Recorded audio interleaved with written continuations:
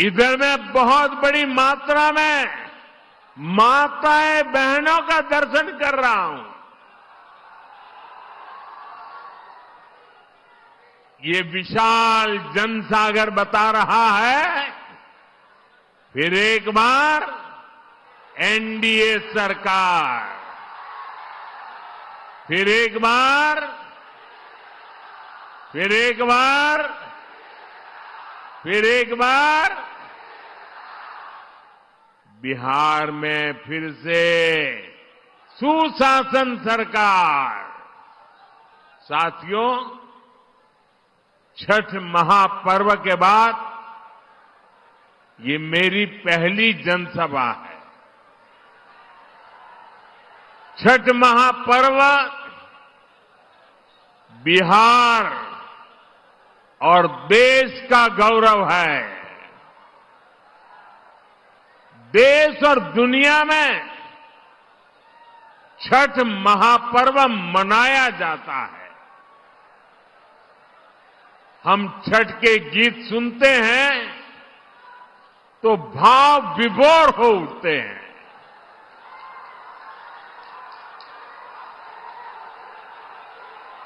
छठी मैया की पूजा में मां की भक्ति है। छठी मैया की पूजा में समता, ममता और सामाजिक समरसता है। छठी मैया की पूजा ये हमारी साझी विरासत का उत्सव भी है और इसलिए हमारी सरकार का प्रयास है कि दुनिया भी, ये जरा सुनना, दुनिया भी इन मूल्यों से सीखे। साथियों, हम छठ महापर्व को मानवता के महापर्व के रूप में दुनिया की एक बहुत बड़ी संस्था है। दुनिया के सारे देश उसके साथ जुड़े हुए हैं। उस संस्था का नाम है यूनेस्को। हम लोग कोशिश कर रहे हैं कि यूनेस्को की जो विश्व विरासत की सूची है, पूरी दुनिया की ये महत्वपूर्ण संस्था यूनेस्को, और उसमें जो विश्व विरासत की सूची बनती है, बड़ी जांच पड़ताल के बाद बनती है, लंबी प्रक्रिया के बाद बनती है। हमारी सरकार लगातार कोशिश कर रही है कि हमारे इस छठ महापर्व को भी यूनेस्को की उस सूची में नाम दर्ज हो जाए।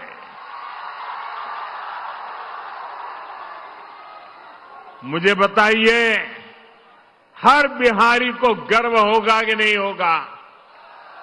जरा पूरी ताकत से बताइए। जब दुनिया में ये महान विरासत के रूप में उसका नाम लिखा जाएगा, हर बिहारी को गर्व होगा कि नहीं होगा? हर हिंदुस्तानी को गर्व होगा कि नहीं होगा?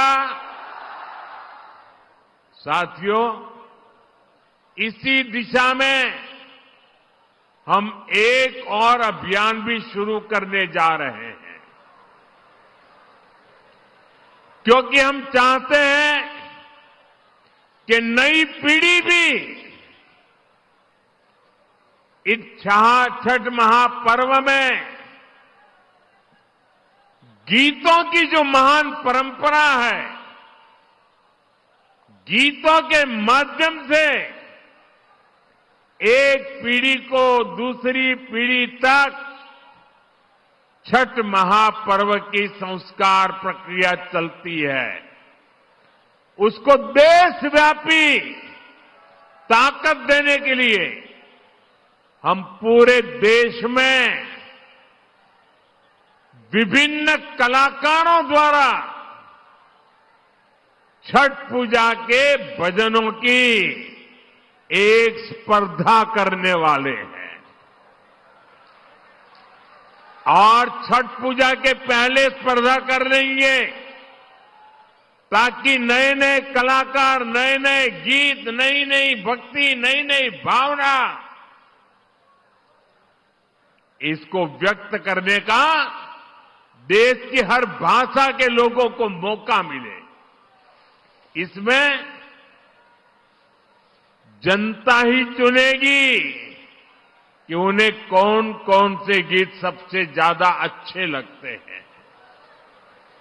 जो टॉप के गीत चुने जाएंगे, उन्हें लिखने वाले, उन्हें गाने वाले गायकों, उन सबको अगले साल छठ पूजा से पहले सम्मान किया जाएगा, उन्हें पुरस्कार दिया जाएगा। और ये विचार मुझे इसलिए आया कि मैं इस बार ट्रैवलिंग में जब होता था, रात को सोने से पहले जब थोड़ा समय रहता था, सुबह जब योगा करता था, तो मैं छठी मैया के भजनों को सुनता था। और उसमें मैंने देखा कि एक विदेशी महिला इतने बढ़िया तरीके से छठी मैया के गीत गा रही थी। मैंने एक नागालैंड की बेटी को देखा, उसके लिए तो हिंदी बोलना भी मुश्किल था, लेकिन वो नागालैंड की बेटी छठी मैया का भजन इतने भावपूर्ण रूप से गाती थी, तो मेरे मन में विचार आया कि अब छठी मैया हिंदुस्तान के कोने कोने में ही नहीं, दुनिया के कोने कोने में भक्ति का भाव जगा रही है। और इसमें से ये अभियान करने का विचार मेरे मन में पैदा हुआ। ये अभियान छठी मैया की पूजा से जुड़ी हमारी परंपरा के संरक्षण में बड़ी भूमिका निभाएगी और नई पीढ़ी को बढ़ चढ़ करके हिस्सा लेने के लिए आमंत्रित करेगी। लेकिन साथियों, आपने देखा है, ये आपका बेटा तो छठी मैया का जय जयकार दुनिया में कराने में लगा है। दूसरी तरफ ये कांग्रेस और ये आरजेडी के लोग क्या कर रहे हैं? क्या कर रहे हैं? छठी मैया का अपमान कर रहे हैं। क्या कर रहे हैं? क्या कर रहे हैं? क्या कर रहे हैं? आप मुझे बताइए, क्या कोई कभी चुनाव में वोट पाने के लिए छठी मैया का अपमान कर सकता है क्या? क्या ऐसा अपमान बिहार सहन करेगा क्या? क्या ऐसा अपमान हिंदुस्तान सहन करेगा क्या? क्या मेरी माताएं जो निर्जला उपवास करती है, क्या वो सहन करेगी क्या? आरजेडी कांग्रेस के लिए कैसी बेशर्मी से बोल रहे हैं। उनके लिए तो छठी मैया की पूजा एक ड्रामा है, नौटंकी है। आप उनकी बातों से सहमत है क्या? ऐसे लोगों को सजा दोगे कि नहीं दोगे? जो माताएं बहनें निर्जला इतना लंबा व्रत रखती है, जो गंगा जी में खड़ी होकर सूर्य देव को अर्घ्य देती है, वो आरजेडी कांग्रेस की नजर में वो तो ड्रामा करती है। क्या बिहार की माताएं बहनें, सारी माताएं बहनें मुझे जवाब दीजिए, क्या बिहार की माताएं बहनें छठी मैया का ये अपमान बर्दाश्त करेगी क्या? साथियों, ये हर उस व्यक्ति का अपमान है जो छठी मैया में श्रद्धा रखता है। और मैं जानता हूं छठ पूजा के इस अपमान को बिहार चुनाव नहीं, आने वाले सैकड़ों साल तक भूलने वाला नहीं है। मैं छठी मैया की भक्ति को समझता हूं और इसलिए कहता हूं, सैकड़ों साल तक इस अपमान को छठी मैया की पूजा करने वाला कोई नहीं भूलेगा। साथियों,